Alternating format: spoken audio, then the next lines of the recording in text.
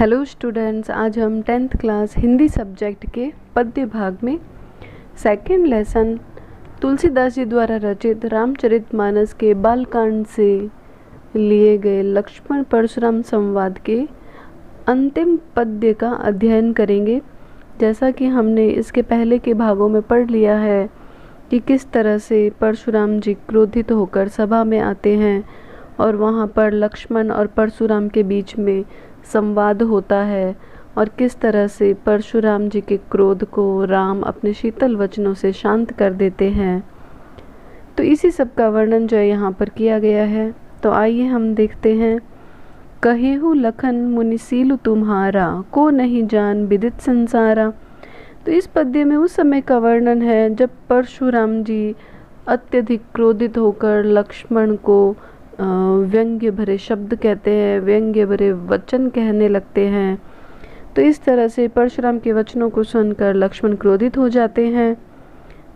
तो इस पद्य में परशुराम को लक्ष्य करके लक्ष्मण जो कुछ कह रहे हैं उसी का वर्णन है। कहेहु लखन मुनि सीलु तुम्हारा। सीलु अर्थात व्यवहार, आचरण, विदित अर्थात जानना। तो परशुराम को लक्ष्य करके लक्ष्मण कहते हैं कि हे मुनि, हे परशुराम, सीलु तुम्हारा को नहीं जान, कि तुम्हारे सील को, तुम्हारे आचरण को, स्वभाव को कौन नहीं जानता है। विदित संसारा, सारा संसार आपसे परिचित है। माता पिता ही उरिन भय नीके, गुरु ऋनु रहा सोच बड़ जी के। उरिन अर्थात ऋण मुक्त, नीके अर्थात अच्छे से। तो अब लक्ष्मण परशुराम को कहते हैं कि माता पिता ही उरिन भय नीके, कि आप अपने माता पिता के ऋण से तो अच्छी तरह से मुक्त हो चुके हैं। गुरु ऋनु रहा सोच बड़ जी के, इसलिए अब आप पर गुरु का ऋण ही शेष बचा है। सो जनु हमरे माथे काढ़ा, दिन चली गए ब्याज बड़ बाड़ा। और इसीलिए अब तक तो आप पर गुरु ऋण का जो ब्याज है वो बहुत चढ़ गया होगा और वह ब्याज जो है अब मेरे ऊपर आ गया है। अब अन्य व्यवहारिया बोली, तुरंत देऊ मैं थैली खोली। तो इसीलिए अब आप किसी यहाँ पर व्यवहारिया का मतलब हो गया हिसाब किताब करने वाला। आन्य अर्थात बुलाना या लाना। तो लक्ष्मण कहते हैं कि अब आन्य व्यवहारिया बोली कि अब आप किसी हिसाब किताब करने वाले को बुला लीजिए। तुरंत देऊ मैं थैली खोली, मैं अपनी थैली खोलकर तुरंत जो है वो ऋण चुका दूंगा। सुनी कटु बचन कुठार सुधारा, हाय हाय सब सभा पुकारा। कटु अर्थात कड़वे, कुठार अर्थात फरसा, सुधारा अर्थात साधना। तो इस तरह से लक्ष्मण के कटु वचनों को सुनकर परशुराम जी ने अपना फरसा साध लिया। हाय हाय सब सभा पुकारा, और इस तरह से सारी स्वयंवर सभा में हाय हाय की पुकार मच गई। भृगुबर परसु दिखावहु मोही, विप्र विचारी बचऊ नृपद्रोही। भृगुबर अर्थात परशुराम, परसु अर्थात फरसा, विप्र अर्थात ब्राह्मण, बचऊ अर्थात बचाना, नृपद्रोही अर्थात राजाओं का शत्रु या फिर क्षत्रियों का शत्रु। तो अब जो है वो लक्ष्मण फिर से कहते हैं कि भृगुबर की, हे भृगुबर, हे परशुराम, परसु देखा वहु मोही, आप मुझे अपना फरसा दिखा रहे हो। विप्र विचारी बचऊ नृपद्रोही, लेकिन मैं आपको ब्राह्मण समझकर बार बार लड़ने से बच रहा हूँ। नृपद्रोही, हे क्षत्रियों के शत्रु, मिले न कबहु सुभट रन गाढ़े, द्विज देवता गरही के माढ़े। सुभट अर्थात पराक्रमी योद्धा, रण अर्थात युद्ध भूमि, गाढ़े अर्थात अच्छे से, द्विज देवता अर्थात ब्राह्मण। तो अब लक्ष्मण परशुराम से कहते हैं कि ऐसा लगता है कि आपको युद्ध भूमि में कभी पराक्रमी वीरों से पाला नहीं पड़ा, अर्थात आपका कभी पराक्रमी वीरों से युद्ध भूमि में सामना नहीं हुआ। द्विज देवता घर ही के बाड़े, और इसीलिए हे ब्राह्मण देवता, आप अपने घर में ही अपनी वीरता के कारण फूले फूले फिर रहे हो, अर्थात आप अपनी वीरता पर स्वयं ही प्रसन्नचित्त हो रहे हो।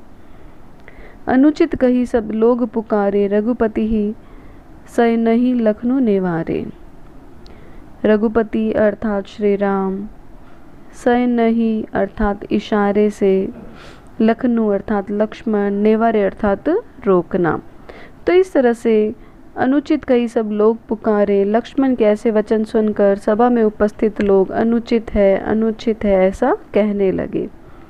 रघुपति सै नहीं लखनऊ नेवारे और श्री राम अपने आँखों के संकेत से, आँखों के इशारे से लक्ष्मण को बोलने से मना करते हैं।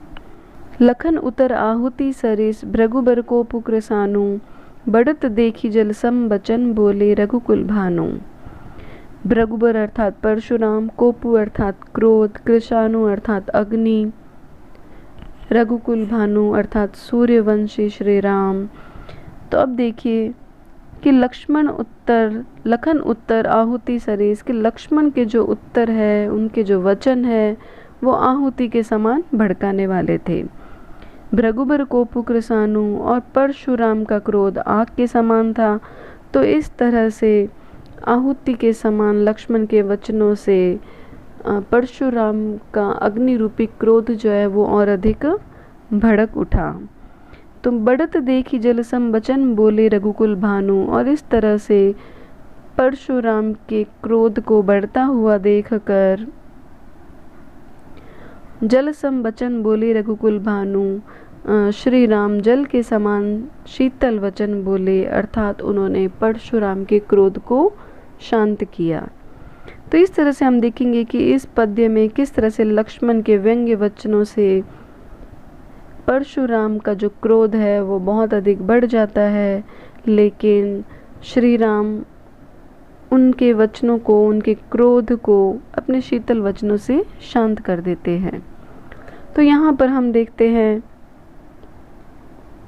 कि ब्याज बढ़ बाढ़ा, ब वर्ण आवृत हो रहा है, अब आनीय अवर्ण आवृत हो रहा है, सुनी कटु बचन कुठार सुधारा, क वर्ण आवृत हो रहा है, विप्र विचारी बचऊ, यहाँ पर ब वर्ण आवृत हो रहा है।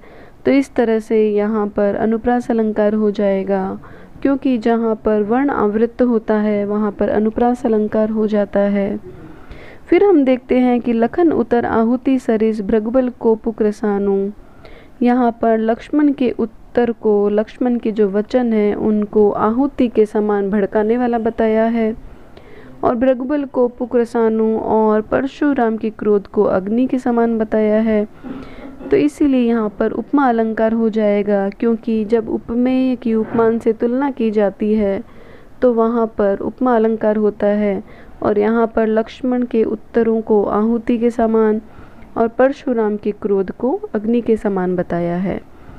तो इसलिए यहाँ पे उपमा अलंकार हो जाएगा। बढ़त देखी जलसम वचन बोले रघुकुल भानु, और श्री राम के वचनों को जल के समान शीतल बताया है, तो यहाँ पर भी उपमा अलंकार हो जाएगा। तो अगर आपको हमारा यह वीडियो पसंद आया तो प्लीज़ लाइक, शेयर और सब्सक्राइब ज़रूर करें, और कमेंट बॉक्स में अपने कमेंट ज़रूर लिखें। धन्यवाद।